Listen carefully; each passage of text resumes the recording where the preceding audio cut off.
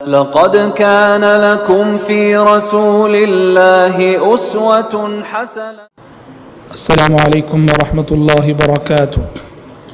إن الحمد لله نحمده ونستعينه ونستغفره ونعوذ بالله من شرور أنفسنا ومن سيئات أعمالنا.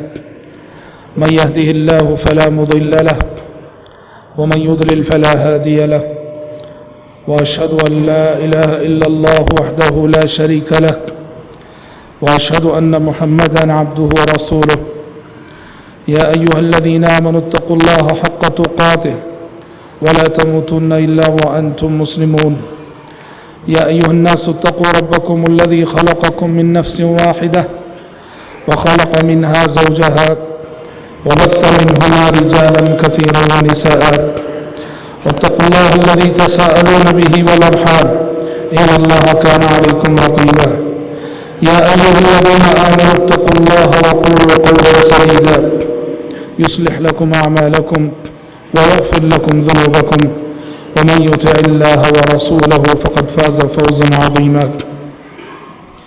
أما بعد، فإن خير الحديث كتاب الله، وخير الهدي هدي محمد صلى الله عليه وسلم، وشر الأمور محدثاتها، وكل محدثة بدعة، وكل بدعة ضلالة، وكل ضلالة في النار. دروس سیرت کا یہ مبارک سلسلہ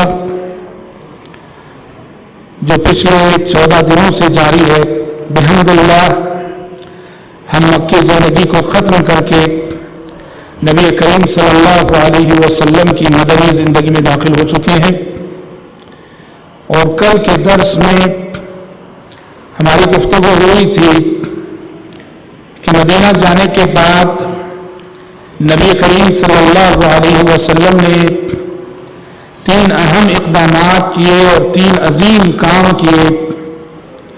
ان 3 کاموں پر تفصیل سے روشنی ڈالی گئی تھی. بعد کے حالات کچھ ایسے تھے کہ مدینہ جانے کے بعد جو مہاجر صحابہ تھے جو مکہ سے ہجرت کر کے مدینہ گئے تھے، ان پر ایک آزمائش آ گئی، ایک امتحان آ گیا. اور آزمائش یہ آئی کہ مہاجرین جو مکہ سے مدینہ گئے تھے، مدینے کا موسم وہ راس نہ آیا، مدینے کی آب و ہوا وہ راس نہ آئی، اور سارے مہاجرین بیمار ہو گئے. سارے مہاجرین میں ایک وبا پھیل گئی. ابو بکر صدیق رضی اللہ عنہ بیمار، بلال حبشی رضی اللہ عنہ بیمار، یہاں تک کہ صحابہ کرام رضوان اللہ علیہم اجمعین کو مکہ یاد آنے لگا، مکے کی یاد ستانے لگی. آپ دیکھیے سبحان اللہ، ایمان کی آزمائش، ایمان کا امتحان سب سے بڑا امتحان ہوتا ہے. ایمان کی آزمائش سب سے بڑی آزمائش ہوتی ہے. یہ لوگ اللہ کی خاطر اللہ کے راستے میں اللہ کی رضا کے لیے قربانی دے کر ہجرت کیے ہیں. مکے میں اپنے رشتہ دار، اپنے کاروبار سب کو چھوڑ کر مدینہ گئے ہیں، اور مدینہ جانے کے بعد سارے مہاجرین بیمار ہو جائیں. دیکھ رہے آپ، ہم کیا سمجھتے ہیں کہ اللہ کے لیے جیسے ہم قربانی دیں، ہم سمجھتے ہیں کہ آسمان سے فوراً مدد آ جانی چاہیے. اللہ کی مدد ایسے نہیں آتی، اللہ آزماتا ہے بندوں کو. یہ لوگ اللہ کے راستے میں قربانی دے کر گئے اور مدینہ جا کر سارے مہاجر بیمار ہو گئے. نبی کریم صلی اللہ علیہ وسلم کو پتہ چلا. آپ صلی اللہ علیہ وسلم نے اس سلسلے میں اللہ تبارک و تعالیٰ سے خصوصی دعا کی، اور آپ کی دعا قبول ہوئی. اور یہ وبا جو مہاجرین میں پھیلی تھی، یہ وبا مدینے سے منتقل ہو کر جحفہ نامی مقام پہ چلی گئی. ایک صحابی نے خواب دیکھا، یا خود ایک روایت کے مطابق اللہ کے نبی صلی اللہ علیہ وسلم نے خواب دیکھا کہ ایک بھیانک شکل والی عورت، لمبے لمبے بالوں والی عورت مدینے سے نکل کے جحفہ جا رہی ہے. تو پیارے نبی نے اس خواب کی تعبیر یہ بتائی کہ خوش ہو جاؤ، جو وبا تمہارے درمیان پھیلی ہوئی ہے یہ وبا اب یہاں سے نکل کر جفا چلی جائے گی۔ اور ویسے ہی ہوا، سارے مہاجرین کو صحت مل گئی، سارے مہاجرین صحت یاب ہو گئے، اور پیارے نبی نے اس موقع سے دعا کی تھی کہ پروردگارا، جس طرح تو نے مکہ کی محبت ہمارے دلوں میں ڈال دی تھی، پروردگارا اس شہر مدینہ کی محبت بھی ہمارے دلوں میں ڈال دے۔ اور وہیں سے مدینہ سارے صحابہ کے نزدیک محبوب شہر بن گیا، اور جیسی محبت مکے کی تھی اس سے کہیں زیادہ محبت مدینے کی نبی کریم صلی اللہ علیہ وسلم اور صحابہ کے دلوں میں پیدا ہو گئی۔ ایک امتحان یہ ہوا، دوسرا امتحان آیا، اور دوسرا امتحان یہ آیا کہ جو مہاجرین مکہ سے ہجرت کر کے مدینہ گئے تھے ان کے گھروں میں ولادت نہیں ہو رہی تھی، ان کے گھروں میں ولادت نہیں ہو رہی تھی۔ دیکھو اللہ کیسے آزماتا ہے، رب العالمین کیسے امتحان لیتا ہے۔ اللہ کے راستے میں قربانی دے کے گئے ہیں اور کسی مہاجر کے گھر ولادت نہیں ہو رہی ہے، یہاں تک کہ مشرکین مکہ مسلمانوں کو تانا دینے لگے اور یہ کہنے لگے کہ ہمارے خدا تم سے ناراض ہو گئے ہیں، ہمارے بت تم سے ناراض ہو گئے ہیں، تمہیں بچے نہیں دے رہے، تمہیں اولاد نہیں دے رہے ہیں۔ مسلمانوں نے صبر کیا ان تانوں پر، جمے رہے ایمان پر، اور الحمدللہ مہاجرین کے گھر سب سے پہلے جو لڑکا پیدا ہوا، سب سے پہلے جن کی ولادت ہوئی وہ تھے صحابی رسول عبداللہ بن زبیر رضی اللہ عنہ۔ حضرت زبیر ابن عوام کے گھر ولادت ہوئی، عبداللہ بن زبیر پیدا ہوئے، اور جس دن عبداللہ بن زبیر پیدا ہوئے مدینے کے سارے مہاجرین کے لیے بڑی خبر تھی، بڑی اہمیت رکھنے والی خبر تھی، اس لیے کہ مشرکین ان پہ ہنس رہے تھے، مشرکین انہیں تانے دے رہے تھے، تو سارے مہاجرین کو خوشی ہوئی جب عبداللہ بن زبیر رضی اللہ عنہ کی ولادت ہوئی۔ تو حضرات اسے بات سمجھ میں آتی ہے کہ اگر آپ حق پر آتے ہیں، سچے راستے پر آتے ہیں، سچے دین کو اپناتے ہیں، عقیدے توحید کو اپناتے ہیں، توحید کے راستے پر چلتے ہیں، تو آپ کی زندگی میں پہلے سے زیادہ پرابلمز آ جائے، آپ کی زندگی میں پہلے سے زیادہ مشکلات آ جائے، تو آپ کے دل میں شیطان یہ وسوسے ڈالے گا، ضرور ڈالے گا کہ کہیں تم گمراہ تو نہیں ہو گئے ہو، کہیں تم غلط راستے پر تو نہیں آ گئے ہو۔ پہلے جب تم قبر پرست تھے بزنس اچھا چل رہا تھا، جب قبر پرست تھے تو تمہاری صحت اچھی تھی، جب سے توحید کے راستے پر آئے ہو بزنس تمہارا جو ہے ٹھپ ہو گیا ہے اور صحت تمہاری بگڑ گئی ہے۔ یاد رکھو اللہ تعالیٰ ایمان کا امتحان لیتا ہے، عقیدے کا امتحان لیتا ہے، اور اس دنیا میں سب سے کٹھن امتحان، سب سے سخت آزمائش ایمان اور عقیدے کی آزمائش ہوا کرتی ہے، جس آزمائش سے کہ مدینے میں حضرات صحابہ کرام رضوان اللہ علیہم اجمعین ابتدا میں گزارے گئے۔ مدنی زندگی سے تعلق رکھنے والی ایک اہم بات یہ بھی ہے کہ پیارے نبی صلی اللہ علیہ وسلم جب مدینہ آئے تو یہیں سے نفاق کا آغاز ہوا، منافقین کا آغاز ہوا، یہیں سے منافق پیدا ہوا۔ منافق کسے کہتے ہیں؟ دل میں کفر کو چھپائے ہوئے ظاہر میں خود کو کہے کہ میں مسلمان ہوں، اس کو کہتے ہیں منافق۔ ایک ہے مشرک جو کھلم کھلا کہتا ہے کہ میں ایمان نہیں لاؤں گا، میں ایک اللہ کی عبادت نہیں کروں گا، میں اللہ کے ساتھ بتوں کی پرستش کروں گا، یہ مشرک ہے۔ ایک ہے منافق جو دل میں کفر کو چھپائے رکھتا ہے اور زبان سے کہتا ہے کہ میں تمہارے ساتھ ہوں، مسلمانوں کے ساتھ رہتا ہے، مسلمانوں کے ساتھ اٹھتا بیٹھتا ہے۔ اور اس نفاق اور ایسے منافقوں کا آغاز مدنی زندگی سے ہوا، مدینے کی زندگی سے ہوا۔ سمجھئے کہ مکے میں منافق کیوں نہیں تھے؟ مکے میں منافق کیوں نہیں تھے؟ مدینے ہی میں منافق کیوں شروع ہوئے؟ یاد رکھو منافق وہاں پیدا ہوتے ہیں جہاں اسلام پاورفل رہتا ہے، جہاں مسلمان مضبوط رہتے ہیں۔ جہاں مسلمان کمزور ہو وہاں منافق نہیں رہتے۔ کیوں نہیں رہتے جانتے ہیں؟ جہاں مسلمان کمزور رہتے ہیں وہاں جس کو بھی دشمنی کرنی ہوتی ہے وہ کھل کر سامنے آتا ہے، اس لیے اسے کسی کا ڈر نہیں، کسی کا خوف نہیں، مسلمان تو کمزور ہے۔ نفاق وہاں پیدا ہوتا ہے جہاں مسلمان مضبوط ہوتے ہیں، منافق وہاں پیدا ہوتے ہیں جہاں اسلام مضبوط ہوتا ہے، اس لیے کہ وہ کھلم کھلا اپنے دل کے کفر کا اظہار کرتے ہوئے ڈرتے ہیں کہ اگر ہم ظاہر کر دیں کہ ہم کافر ہیں تو یہ مسلمان ہمیں ماریں گے، پکڑیں گے، گرفت کریں گے۔ مکے میں مسلمان کمزور تھے، وہاں نفاق نہ تھا، مدینہ آنے کے ساتھ مسلمان مضبوط ہوئے، یہاں سے نفاق شروع ہوا۔ کیسے شروع ہوا؟ دیکھیے، مدینے کا سب سے پہلا منافق عبداللہ بن ابی بن سلول، عبداللہ بن ابی بن سلول جو آگے چل کر رئیس المنافقین کہلایا، منافقوں کا سردار کہلایا۔ یہ منافق کیوں بنا اور کیسے بنا؟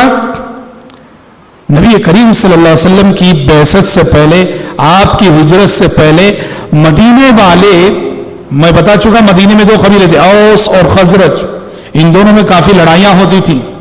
کافی لڑنے کے بعد، کافی جانی نقصان ہونے کے بعد اوس اور خزرج کے کافروں نے مل کے یہ طے کیا تھا کب تک لڑتے رہیں گے، چلو ایسا کرو ہم اپنے میں سے ایک سردار کو منتخب کرتے ہیں اور اس کی ماتحتی میں ہم سب ایک ہو جاتے ہیں، اور ان سبوں نے مل کر عبداللہ بن ابی کا سلیکشن کیا تھا کہ عبداللہ بن ابی کو ہم لیڈر مان کر اپنے سارے اختلافات ختم کرتے ہیں، اپنی ساری لڑائیاں ختم کرتے ہیں۔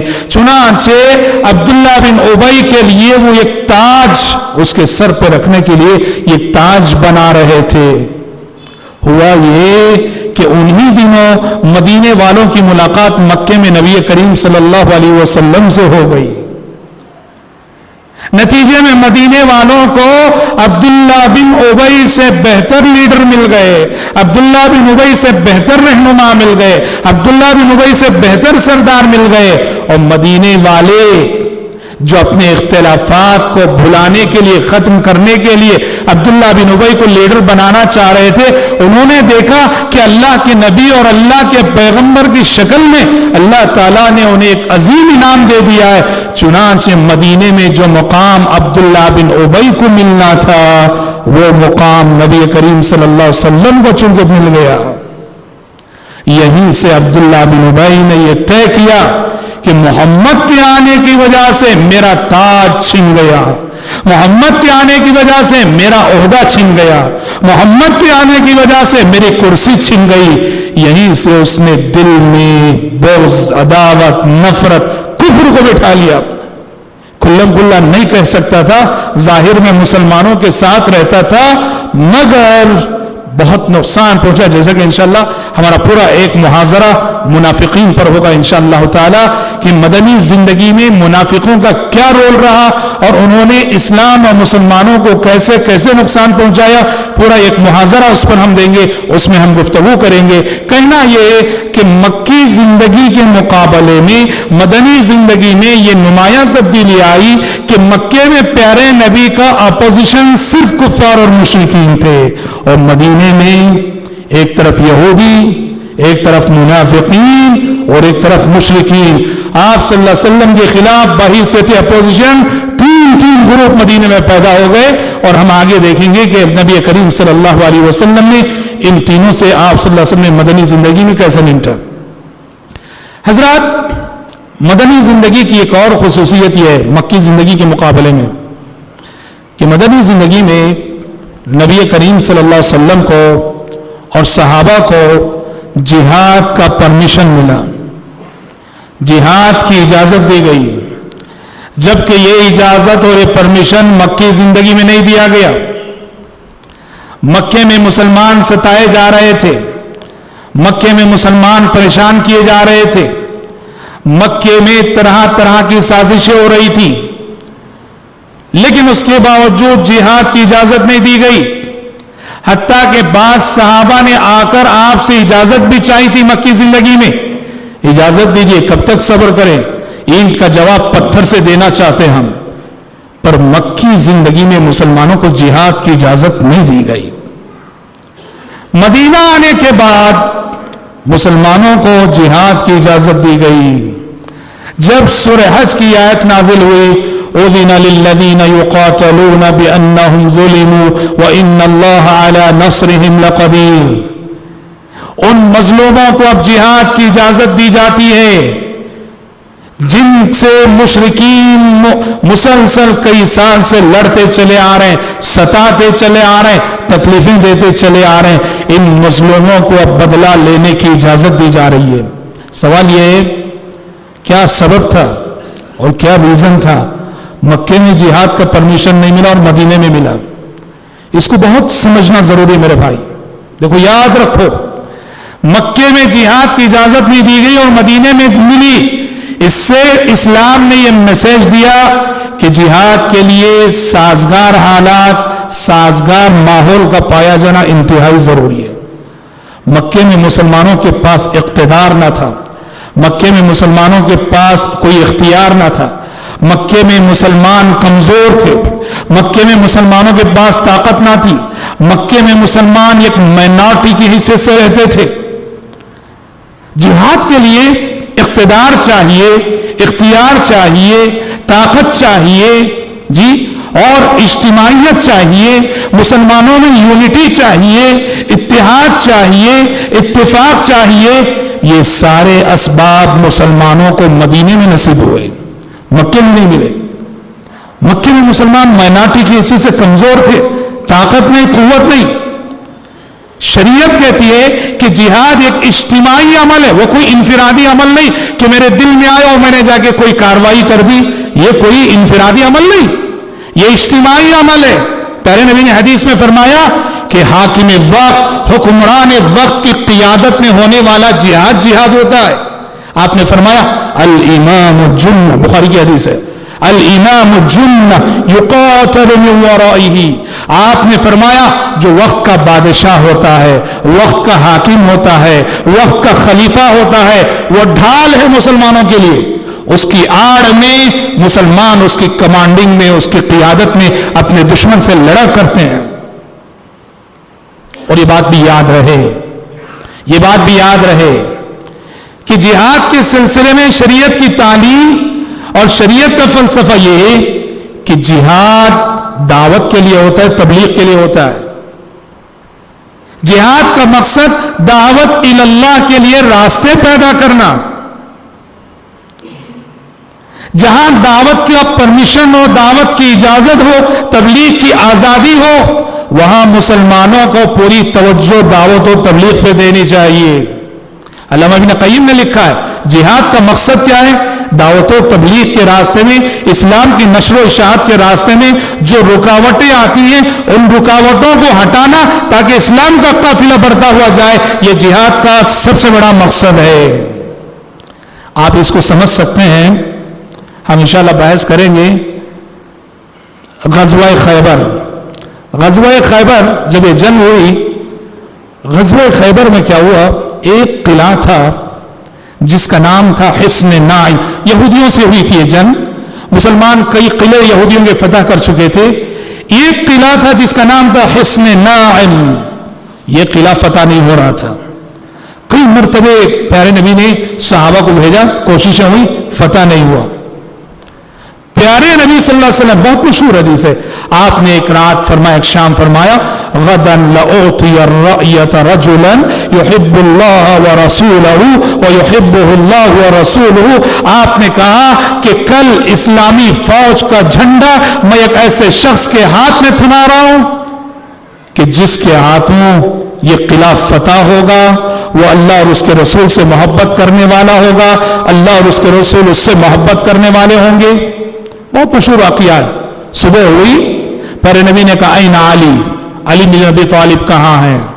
علی بن ابی طالب بلائے گئے اور علی بن ابی طالب رضی اللہ عنہ سے پیارے نبی نے فرمایا جاؤ. دیکھو یہ غور کرنے کی بات ہے. کہاں بھیج رہے ہیں؟ جہاد کے لیے بھیج رہے ہیں. علی بن ابی طالب کو بھیج رہے ہیں رضی اللہ عنہ جہاد کے لیے. اور نصیحت کیا کر رہے ہیں؟ نصیحت کر رہے ہیں دعوت کی، تبلیغ کی. کیا کہا؟ فَوَاللَّهِ لَأَن يَهْدِيَ اللَّهُ بِكَ رَجُلًا وَاحِدًا خَيْرٌ لَكَ مِنْ حُمُرِ النَّعَمِ، اللہ کی قسم تمہارے ذریعے سے ایک شخص ہدایت پا جائے، ایک شخص مسلمان ہو جائے، یہ بات تمہارے لیے کئی سرخ اونٹوں سے بہتر ہے۔ بہت بڑی بات ہے، بھیجا جا رہا ہے لڑنے کے لیے، بھیجا جا رہا ہے جہاد کے لیے، اور نصیحت ہو رہی دعوت و تبلیغ کی۔ اس سے پتہ چلا کہ جہاد کا مقصد بھی دعوت اللہ ہے۔ اور یہی وجہ ہے، مسلم شریف وغیرہ کی حدیث ہے، پیارے نبی کا معمول تھا آپ کسی بھی کمانڈر کو جب جہاد کے لیے بھیجتے تھے پہلی نصیحت یہ کرتے کہ لڑنے سے پہلے انہیں دعوت دینا، لڑنے سے پہلے انہیں دعوت دینا۔ تو لہٰذا میرے بھائی اس نقطے کو سمجھنے کی ضرورت ہے کہ آج ہم کو اس ملک میں دعوت و تبلیغ کی جو آزادی حاصل ہے، اللہ اکبر، اس آزادی کی قدر کرنے کی ضرورت ہے۔ یہاں کا جو دستور ہے، یہاں کا جو قانون ہے، یہاں کا قانون ہندوستان کے ہر شہری کو یہ حق دیتا ہے، بحیثیت مسلمان ہمیں یہ حق ہے، ہم پوری آزادی سے اپنے دین پر عمل کر سکتے ہیں اور پوری آزادی سے اپنے دین کی تبلیغ بھی کر سکتے ہیں۔ یہ اور بات ہے کہ اس وقت یہاں کی فرقہ پرست پارٹیاں، فرقہ پرستی کی ذہنیت رکھنے والی سیاسی جماعتیں اس مذہبی آزادی کو، اس تبلیغی آزادی کو ختم کرنے کی پوری کوشش میں ہیں۔ ہم مسلمانوں کو سنجیدہ ہو کر اس فکر کا مقابلہ کرنا چاہیے۔ اور دوسری بات یاد رہے کہ جہاد کے سلسلے میں شریعت کی تعلیم یہ ہے کہ جہاد، شریعت یہ کہتی ہے کہ سارے غیر مسلمین سے نہیں، سارے کفار سے نہیں، شریعت نے کہا وہ غیر مسلم جو تمہیں ستاتے ہیں، تم سے دشمنی کرتے ہیں، کلن کلا تم سے چیلنج کرتے ہیں، ان سے جہاد ہوتا ہے، ورنہ وہ غیر مسلم انصاف پسند، تم سے حسن سلوک کرنے والے، تمہیں تمہارے حقوق دینے والے، شریعت کہتی ہے ان کے ساتھ حسن سلوک کرو۔ اللہ نے کہا لا ينهاكم الله عن الذين لم يقاتلوكم في الدين ولم يخرجوكم من دياركم ان تبروهم وتقسطوا اليهم ان الله يحب المقسطين، کہ اللہ تعالی ان کافروں کے ساتھ حسن سلوک کرنے سے تمہیں روکتا نہیں، ان کافروں کے ساتھ انصاف کرنے سے تمہیں روکتا نہیں، جو کافر کے تم سے لڑتے نہیں، تمہیں تمہارے ملک سے، تمہارے وطن سے نکالتے نہیں، ان کافروں کے ساتھ حسن سلوک کرنے سے اللہ ہرگز تمہیں روکتا نہیں، منع نہیں کرتا، ان کے ساتھ حسن سلوک کرو۔ ان اللہ یحب المقسطین، اللہ تعالیٰ انصاف کرنے والوں کو پسند کرتا ہے۔ یہ کچھ باتیں میں نے بطور تمہید جو ہے جہاد کے حوالے سے کہنی چاہیے، اس لیے کہ نبی کریم صلی اللہ علیہ وسلم کی جو مدنی زندگی ہے، مدنی زندگی کا بڑا حصہ جنگوں میں گزرا، اور آپ صلی اللہ علیہ وسلم کی جنگوں کو لے کر دنیا نعوذ باللہ ثم نعوذ باللہ یہ الزام دیتی ہے کہ محمد صلی اللہ علیہ وسلم نے ٹیررزم سکھایا ہے، اور آپ صلی اللہ علیہ وسلم نعوذ باللہ آپ نے دہشت گردی کی تعلیمات دی۔ بتاؤ دنیا کی کون سی ایسی قوم ہے جس کی تاریخ جنگوں سے وابستہ نہیں؟ جی دنیا کی ہر زندہ قوم کی تاریخ میں جنگوں کا سلسلہ موجود ہے۔ اور یہ رامائن کیا ہے، یہ مہا بھارت کیا ہے، یہ جس پر اس ملک کے کلچر کی بنیاد ہے، جنگیں ہی تو ہیں۔ اور بتاؤ آج دنیا کا ہر ملک اپنے پاس فوج رکھتا ہے کہ نہیں، اپنے پاس طاقت رکھتا ہے کہ نہیں؟ تو حضرات یہ ساری دنیا کا مسلمہ قانون ہے، ہر قوم کو اپنے دفاع کا حق ہے، ہر قوم کو اپنی جان، اپنی مال اور اپنی عزت و آبرو سے ڈیفنس کرنے کا پورا حق ہے۔ یہ دنیا کا مسلمہ قانون ہے۔ محض اس لیے کہ محمد صلی اللہ علیہ وسلم نے جنگ کی، محمد صلی اللہ علیہ وسلم نے جہاد کیا، محمد صلی اللہ علیہ وسلم نے اتنی لڑائیاں لڑی، کسی کو یہ حق نہیں پہنچتا وہ کہے محمد صلی اللہ علیہ وسلم نعوذ باللہ دنیا کو ٹیررزم کی تعلیمات دے گئے۔ نہیں، ہم بتائیں گے کل کا میرا جو درس ہوگا انشاءاللہ تعالی، اس میں یہ بتاؤں گا میں انشاءاللہ تعالی کہ اللہ اکبر، پیارے نبی نے جہاد کیا ضرور، جنگ کی ضرور، مگر اللہ اکبر آپ کے جہاد میں، آپ کے جنگ کے جو اخلاقی پہلو تھے، میدان جنگ میں آپ صلی اللہ علیہ وسلم نے جن اعلیٰ اخلاق کا مظاہرہ کیا ہے، انسانی تاریخ کی کسی جنگ میں آپ ایسے اعلیٰ اخلاق نہیں دکھا سکتے۔ انشاءاللہ تعالیٰ کل کی ہماری ساری گفتگو اسی ناحیے سے ہوگی کہ آپ کی جنگوں کے اخلاقی پہلو کیا تھے، جس سے پتا چلے گا کہ آپ صلی اللہ علیہ وسلم کا جہاد کتنا مقدس تھا، آپ کی جنگیں کتنی مقدس تھی، آپ کی لڑائیاں کتنی مقدس تھی، اور آپ نے رہتی دنیا تک کے لیے اور لڑتی دنیا کو آپ نے کتنا عظیم سبق دیا ہے، یہ انشاءاللہ تعالیٰ کل بتائیں گے۔ سب سے پہلی جنگ ہم سب جانتے ہیں غزوہ بدر ہے۔ حالانکہ غزوہ بدر سے پہلے بھی اگر چھوٹی موٹی اگر جنگوں کی بات کریں، غزوہ بدر سے پہلے بھی تقریباً 8 جنگیں ہوئی، لیکن وہ چھوٹی چھوٹی تھی۔ لیکن ایک معرکہ جسے کفر اور اسلام کا معرکہ کہا جائے، سب سے پہلا معرکہ اور سب سے پہلی جنگ وہ جو غزوہ بدر ہے۔ غزوہ بدر کن حالات میں پیش آیا؟ غزوہ بدر کچھ ان حالات میں پیش آیا کہ مسلمان جب مدینہ پہنچ گئے، مکے والے، مکے کے کافر مسلمانوں کو مدینہ پہنچنے کے بعد بھی چھوڑے نہیں، دھمکیاں دیتے رہتے تھے۔ یہ نہ سمجھو کہ مدینہ پہنچ کے تم ہم سے بچ گئے، ہم تمہارا پیچھا نہیں چھوڑیں گے، ہم ایسا کریں گے ویسا کریں گے۔ پہلے تو 13 سال ستائے مسلمانوں کو، مکے کے 13 سال، اب مدینے میں مسلمان آئے ہیں، یہاں بھی دھمکیاں دے رہے ہیں۔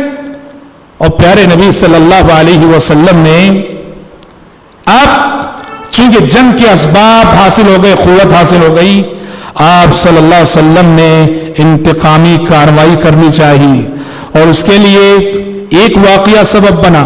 مشرکین مکہ کا ایک قافلہ بزنس کے سلسلے میں، تجارت کے سلسلے میں ابو سفیان کی کمانڈنگ میں سیریا گیا ہوا تھا، اور وہ قافلہ لوٹ رہا تھا، اور اس میں مکے والوں کا کافی سرمایہ لگا تھا، سارے مکے والوں نے اپنا پیسہ لگایا تھا۔ پیارے نبی صلی اللہ علیہ وسلم کو پتہ چلا، اور آپ کو یہ قافلے کی خبر دینے والے کون تھے معلوم؟ مدینے کے اطراف رہنے والے غیر مسلم قبیلے۔ پیارے نبی کی حکمت دیکھو، پیارے نبی نے مدینہ آنے کے فوراً بعد کیا کیا جانتے ہیں؟ مدینے کے اطراف جتنے قبیلے تھے، مشرک قبیلے، ان سب سے آپ نے معاہدہ کر لیا، انہیں دوست بنا لیا اپنا۔ اس معاہدے کا پاس و لحاظ کرتے ہوئے وہ مشرک رہتے ہوئے مشرکین کی خبریں نبی کو پہنچاتے تھے۔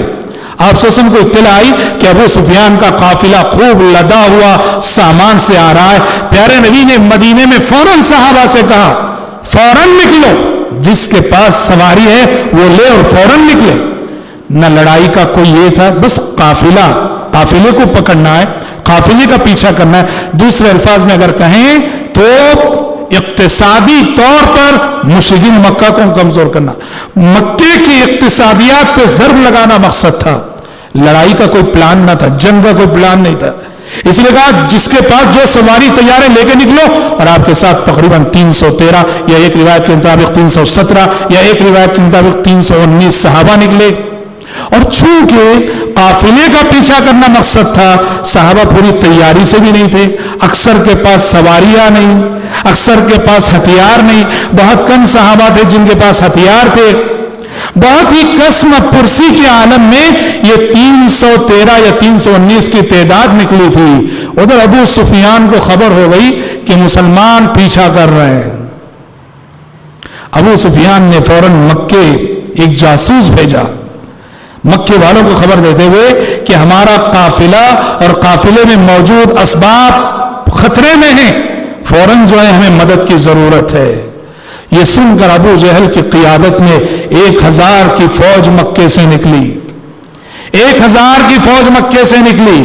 ادھر مسلمان آگے بڑھ رہے ہیں ابو سفیان کے قافلے کا پیچھا کرنے کے لیے، اور ادھر سے مکے سے 1000 کی فوج آ رہی ہے مسلمانوں سے نمٹنے کے لیے اور قافلے کو بچانے کے لیے۔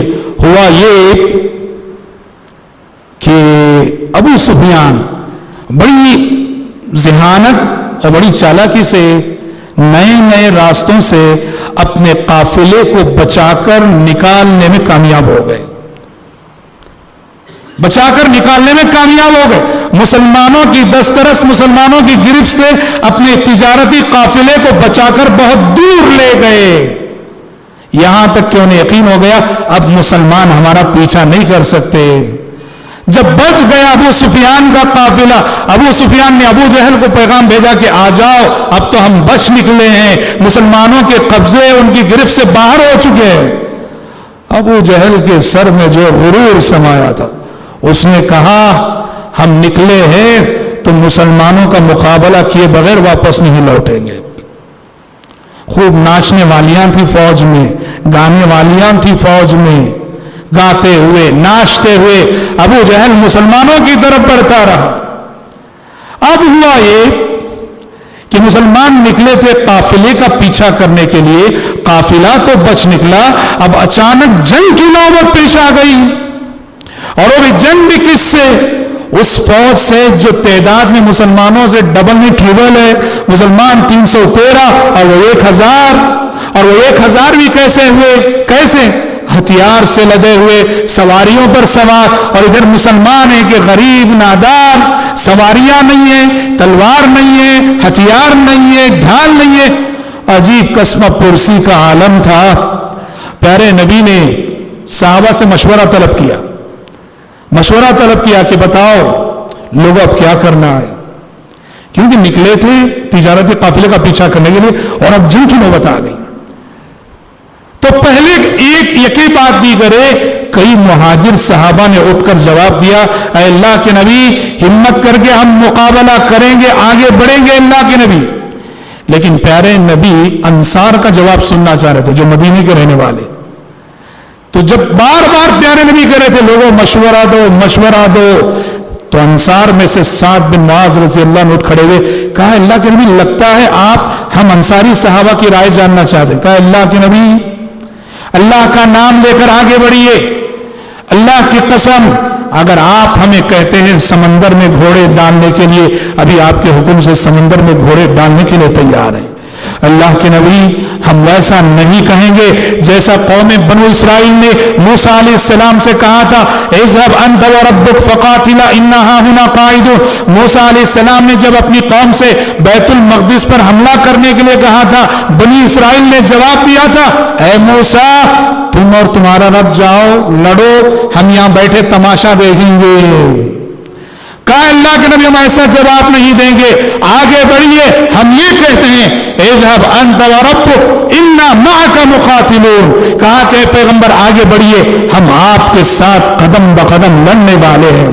پیارے نبی کو جب انصار کی جانب سے جواب ملا تو پیارے نبی کو بہت خوشی ہوئی, اور پیارے نبی نے بشارت سنائی. اسی وقت فتح کی بشارت سنائی, خوش ہو جاؤ, کل کا دن جو مقابلے کا دن ہے یہ تمہیں خوشیاں نصیب کرنے والا دن ہے.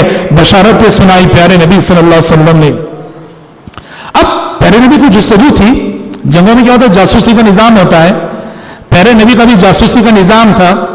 پیارے نبی نے ابو جہل کا جو قافلہ آیا تھا اس کی صورتحال اور اس کی کنڈیشن معلوم کرنے کے لیے اپنی جاسوس بھیجے, علی بن ابی طالب, زبیر بن عوام رضی اللہ اور حضرت مقداد رضی اللہ عنہ اجمعین جاسوسی کے لیے بھیجا. اور یہ دونوں مشرکین کے 2 جاسوس کو پکڑ لائے. یہ تینوں صحابہ مشرکین کے 2 جاسوس کو پکڑ لائے جو پانی لے جا رہے تھے مشرکین کے لیے, ابو جہل کی فوج کے لیے. پیارے نبی نماز پڑھ رہے تھے اس وقت, ان دونوں کو لا کر حضرت علی اور زبیر پوچھ رہے تھے, سچ بتاؤ تم ابو سفیان کے قافلے کے آدمی ہو یا یہ کہ ابو جہل کی فوج کے آدمی ہو؟ وہ دونوں حقیقت میں تھے ابو جہل کی فوج کے. صحابہ چاہ رہے تھے کہ وہ تجارتی قافلہ ملے تو اچھا ہے. جی ہاں, قرآن نے یہ بات سورہ انفال میں کہی, تمہاری دلی خواہش تو یہ تھی کہ وہ تجارتی قافلہ ملتا, لیکن اللہ کا فیصلہ یہ تھا کہ آج حق اور باطل میں صاف ٹکر ہو جانی چاہیے تھی. یہ اللہ کا فیصلہ تھا. تو دونوں نے پوچھا ان دونوں جاسوسوں سے, بتاؤ تم کس کے جاسوس ہو؟ انہوں نے سچ کہا کہ ہم جو ابو جہل کی فوج کے جاسوس ہیں. تو مارنے لگے اس کو. وہ مار کی تکلیف برداشت نہ کر سکے گا, ہاں نہیں ہم ابو سفیان کے قافلے کے جاسوس ہیں. پیارے نبی سے نماز پڑھ رہے تھے, سلام پھر کے کہا جب وہ سچ بول رہے تھے تو مارے تم, اور جھوٹ بول رہے تو چھوڑے اس کو. کہا کہ یہ سچ کہہ رہے ہیں کہ یہ ابو جہل کے قافلے کے جاسوس ہیں. دیکھیے پیارے نبی کی جنگی بصیرت. پیارے نبی نے ان دونوں سے پوچھا, وہ دونوں ذرا نوجوان تھے, ابھی بچے تھے, زیادہ عمر والے نے. پیارے نبی نے پوچھا ابو جہل کی فوج میں کتنے لوگ ہیں؟ ان دونوں نے کہا کہ ہمیں تعداد کا علم نہیں کہ وہ لوگ کتنے ہیں. پیارے نبی نے کہا اچھا اتنا بتاؤ, وہ کھانے کے لیے کتنے اونٹ ذبح کرتے ہیں؟ انہوں نے کہا کسی دن 9 ذبح کر دیں، کسی دن 10 اونٹ ذبح کر دیں. تو پیارے نبی نے کہا لوگوں اس کا مطلب یہ ہے کہ وہ 900 سے 1000 کی تعداد میں ہے. اور بالکل اونٹ جو ذبح ہو رہے ہیں ان کی غذا کو سامنے رکھ کر پیارے نبی نے ان کی صحیح تعداد بتا دی کہ وہ 900 سے 1000 کے درمیان ہو. بالکل اتنی ہی تعداد تھی. اللہ اکبر. حضرات کل جنگ شروع ہونے والی ہے. بدر نامی مقام پہ پیارے نبی پہنچ چکے ہیں اور کل جنگ شروع ہونے والی ہے. اور آج کی رات پیارے نبی صلی اللہ علیہ وسلم کا عجب عالم تھا. آپ پوری رات سوئے نہیں. آپ کے لیے ایک عریش بنا دیا گیا تھا، ایک تخت کی طرح بنا دیا گیا تھا ایک درخت کے پاس. پیارے نبی اس عریش میں صلوات اللہ وسلام علیہ دعاؤں میں مصروف ہیں، گر و زاری میں مصروف ہیں. اللہ سے گڑ گڑاتے ہوئے رو رو کے دعائیں کر رہے ہیں اور کہہ رہے ہیں کہ اللہم ان تہلک هذه العصابہ فلن تعبد فی الارض. کہا کہ اللہ یہ مٹھی بھر جماعت جو اس وقت میرے ساتھ ہے اگر کل یہ شکست کھا گئی تو پھر وہ زمین پر تیری عبادت کرنے والا کوئی نہیں رہے گا. تیری مدد چاہیے پروردگار. اتنا آپ رو رہے تھے، اتنا گڑ گڑا رہے تھے. آپ کی گرے و زاری کو دیکھ کر ابو بکر صدیق رضی اللہ عنہ کو رحم آ گیا. وہ پیچھے سے گئے اور پیارے نبی سے چمٹ گئے اور کہا کہ اللہ کے نبی اس قدر غمزدہ ہو، پریشان ہونے کی کیا ضرورت ہے؟ اے اللہ کے نبی اطمینان رکھیے، اللہ آپ کو بے یار و مددگار نہیں چھوڑے گا. ابو بکر نے دیکھیے دو واقعے میں مقابلہ کیجئے.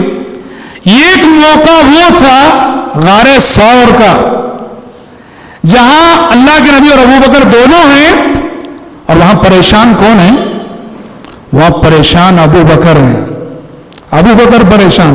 اللہ کے نبی کافر آ گئے ہیں کیونکہ کافر وہاں تک پہنچ گیا تھا. کافر آ گئے ہیں، وہ ہمیں دیکھ لیں گے، وہ ہمیں پکڑ لیں گے. اور وہاں ابو بکر کو پیارے نبی تسلی دے رہے ہیں لا تحزن ان اللہ معنا. ابو بکر غم نہ کرنا، اللہ ہمارے ساتھ ہے. اور یہاں بھی ابو بکر اور پیارے نبی ہیں، پریشان پیارے نبی ہیں اور ابو بکر تسلی دے رہے ہیں، کہہ رہے ہیں اللہ کے نبی پریشان نہ ہو، اللہ تعالیٰ آپ کو بے یار و مددگار نہیں چھوڑے. دونوں جگہ ایک فرق ہے. کیا فرق؟ صفیں درست کیے جا رہے تھے، مجاہدین کو برابر کھڑائے جا رہے تھے. ایک صحابی سواد بن غزیہ رضی اللہ عنہ ذرا وہ صف سے آگے نکلے ہوئے تھے. پیارے نبی نے اپنے ہاتھ میں جو چھڑی تھی اس چھڑی سے ان کے پیٹ میں چبو کے کہا ذرا پیچھے چلو. سواد بن غزیہ نے کہا اے اللہ کے نبی آپ نے مجھے تکلیف دی، لکڑی چبو کر. پیارے نبی نے کہا بدلہ لے لو. سواد بن غزیہ نے کہا اے اللہ کے نبی جس وقت آپ نے لکڑی چبائی میرے بدن پہ اس وقت کپڑا نہیں تھا. پیارے نبی نے اپنا کپڑا ہٹا دیا، کہا کہ بدلہ لے لو. سواد بن غزیہ رضی اللہ عنہ آگے بڑھے، فوراً چمٹ گئے اور لپٹ گئے پیارے نبی سے. وہ کہنے لگے اللہ کے نبی اللہ کی قسم جنگ کا موقع ہے، جہاد کا موقع ہے، کیا معلوم کتنی دیر کی زندگی باقی رہ گئی ہے. میں یہ چاہ رہا تھا کہ مرنے سے پہلے آپ سے قربت کی یہ ساتھ نصیب ہو جائے کہ میرا بدن آپ کے بدن سے لگ جائے. میں بس اس کے لیے کیا ہوں اللہ کے نبی، اس کے علاوہ آپ سے کوئی بدلہ لینے کا میرا جذباتی تعلق. نبی کریم صلی اللہ علیہ وسلم سے جذباتی تعلق. اور کس طرح صحابہ کرام رضوان اللہ علیہم اجمعین نے نبی کریم صلی اللہ علیہ وسلم کو چاہا تھا. اور حضرات لڑائی کا آغاز جنگ بدر میں انفرادی لڑائی سے ہوا. سب سے پہلے اجتماعی لڑائی سے پہلے انفرادی لڑائی. مسلمانوں کی جانب سے 3 صحابہ، کفار کی جانب سے عتبہ، شیبہ، ولید بن عتبہ ادھر سے آئے. ادھر مسلمانوں کی جانب سے علی بن ابی طالب، حمزہ اور عبیدہ بن حارث رضی اللہ عنہ اجمعین. پہلے ان تینوں کے درمیان انفرادی لڑائی ہوئی جس میں مسلمانوں کا پلڑا بھاری رہا اور اس کے بعد دونوں صفیں ایک دوسرے سے بھیڑ گئیں. دیکھو سبحان اللہ کیسا معرکہ مسلمان لڑ رہے ہیں. کافر تعداد میں بھی زیاد، تیاری میں بھی زیاد. یاد رکھو مسلمان جب بھی جنگ جیتا ہے اور پوری تاریخ کا مطالعہ کر لو، مسلمان جب بھی جنگ جیتا ہے وہ ایمان اور عقیدے کی طاقت کی بنیاد پہ جیتا ہے۔ مسلمان کبھی ہتھیار کی بنیاد پر یا ظاہری تعداد کی بنیاد پر نہ جنگ نہیں جیتا ہے۔ ایمان تھا، عقیدہ تھا، اللہ پر یقین تھا، اللہ پر توکل تھا، اور یہی سرمایہ تھا جس سرمایہ نے مسلمانوں کو 1000 کی تعداد میں جو فوج تھی اور ادھر 313 اور وہ بھی بے سر و سامان کے عالم میں مسلمانوں کو فتح دلائی، مسلمانوں کو فتح دلائی، مسلمانوں کو جیت دلائی، اور ایسی تاریخی فتح کہ مشرکین ذلیل ہو کر رہ گئے۔ سبحان اللہ، جنگ بدر ختم ہوئی، کیا نتیجہ تھا؟ 70 کافر مارے گئے، اور وہ 70 بھی کیسے تھے جانتے ہیں؟ سردار قسم کے، اور سرداروں کا سردار ابو جہل مارا گیا، اور رب العالمین نے کیسے ذلیل کیا اس شخص کو، اس مغرور کو 2 بچوں نے مارا۔ عبد الرحمن ابن عوف کہتے ہیں میں میدان جنگ میں کھڑا ہوں، 2 بچے آئے، بچوں سے مراد ایسے بچے جو ابھی جوانی میں قدم رکھے ہیں، 14-15 سال کے بچے، معاذ اور معوذ دونوں آئے، اور آ کے عبد الرحمن ابن عوف کے دونوں نے پوچھا چچا جان یہ بتائیے کہ اس میں ابو جہل کون ہے؟ عبد الرحمن ابن عوف کہتے ہیں ادھر سوال ہوا اور ادھر ابو جہل سامنے سے گزرا، میں نے کہا دیکھو وہی دونوں بچوں نے پیچھا کیا، اور پیچھا کر کے سبحان اللہ ایسا وار کیا ابو جہل پر کہ ابو جہل ان بچوں کی تلواروں سے مارا گیا۔ 2 بچوں نے ابو جہل کا خاتمہ کیا۔ رب العالمین نے آخرت سے پہلے دنیا ہی میں اس مغرور کے غرور کو اس طرح خاک میں ملایا، اور مرتے ہوئے وہ کہہ بھی رہا تھا کیسی ذلت ہے اور کیسی رسوائی ہے کہ بچوں کے ہاتھوں سے میں مارا گیا۔ بڑی بات ہے حضرات، 70 کافر مارے گئے اور 14 صحابہ شہید ہوئے، اور اتنے ہی 70 کافر قید بھی ہو کر آئے۔ اسی لیے قرآن مجید نے اس دن کو یوم الفرقان قرار دیا۔ یوم الفرقان حق و باطل میں فیصلہ کن دن تھا، یہ حق و باطل کے درمیان فیصلہ کن معرکہ تھا، اور یہ وہ دن تھا جہاں کفر ذلیل ہو گیا، یہ وہ دن تھا جہاں مشرکین مکہ کا احساس برتری کچلا گیا، یہ وہ دن تھا جہاں کفر کا غرور کچلا گیا، یہ وہ دن تھا جہاں 13 سال سے جو مسلمان ستائے گئے، مظلومیت برداشت کرتے رہے، اللہ نے آج ان کے دلوں کو، ان کے سینوں کو ٹھنڈا کیا، ان کے سینوں کو رب العالمین نے ٹھنڈا کیا۔ 13 سال سے جن لوگوں نے جینا دوبھر کر رکھا تھا، رب العالمین نے آج انہی مظلوموں کے ہاتھوں ان ظالموں کا خاتمہ کر رکھا تھا۔ حضرات یہ وہ جنگ تھی جو قلت تعداد میں لڑی گئی تھی، قلت اسباب میں لڑی گئی تھی، اور قرآن کہتا ہے کم من فئۃ قلیلۃ غلبت فئۃ کثیرۃ باذن اللہ واللہ مع الصابرین۔ دنیا کی تاریخ بتاتی ہے کتنی ہی ایسی فوجیں جو تعداد کے اعتبار سے بہت کم تھی ان فوجوں پہ غالب آ گئی جو تعداد کے اعتبار سے ہمالیہ کے برابر تھی۔ کم من فئۃ قلیلۃ غلبت فئۃ کثیرۃ باذن اللہ۔ معلوم ہوا اللہ تبارک و تعالی ہم سے اور آپ سے کوالٹی چاہتا ہے، کوانٹٹی نہیں۔ ہم سے اور آپ سے اللہ تعالی کوالٹی چاہتا ہے، کوانٹٹی نہیں۔ ہاں اپنی تعداد کو بڑھا لو کنکروں کی مانند، کوئی فائدہ نہیں اسی تعداد کا۔ تھوڑی تعداد رہے، تھوڑے رہیں، مضبوط ایمان والے رہیں، مضبوط عقیدے والے رہیں، اللہ پر یقین رکھنے والے رہیں، توکل والے رہیں۔ ہمیشہ اللہ کا قانون ہے یہ جہاں کوانٹٹی کے مقابلے میں کوالٹی آتی ہے، اللہ تعالیٰ کوانٹٹی پر کوالٹی کو غلبہ عطا کرتا ہے، اور بدر میں یہی ہوا تھا۔ اس کے بعد کے جو حالات تھے انشاءاللہ تعالی ہم کل کے درس میں سنیں گے۔ کل ہم سنیں گے کہ بدر میں مسلمان جو جیتے تھے اللہ کی مدد کیسے کیسے آئی تھی، اللہ کی نصرت کیسے آئی، اللہ کی مدد کئی طریقوں سے شامل حال تھی بدر میں، وہ کیا کیا طریقے تھے کل سنیں گے۔ اور اس کے بعد غزوہ بدر کے حوالے سے کچھ اور باتوں کے بعد انشاءاللہ تعالی نبی کریم صلی اللہ علیہ وسلم کی جنگوں کے اخلاقی پہلو پر بھی کل کے درس میں روشنی ڈالی جائے گی۔ آج اسی پر اپنی گفتگو ختم کرتے ہوئے ہم دعا کرتے ہیں کہ اللہ تعالیٰ کہنے والے کو، سننے والوں کو اس بات کی توفیق عطا فرمائے کہ ہم اپنی عملی زندگی کو سیرت رسول کے سانچے میں ڈھال سکیں۔ اللہم آمین۔ وآخر دعوانا الحمدللہ رب العالمین۔